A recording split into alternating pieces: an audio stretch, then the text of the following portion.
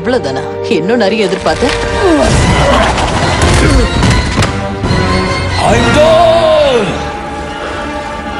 அந்த வாளை கொடுத்துரு.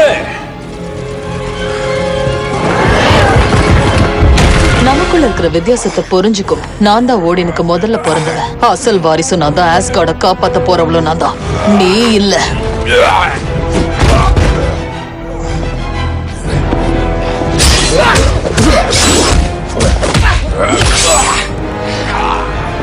ரொம்ப சுலபம்.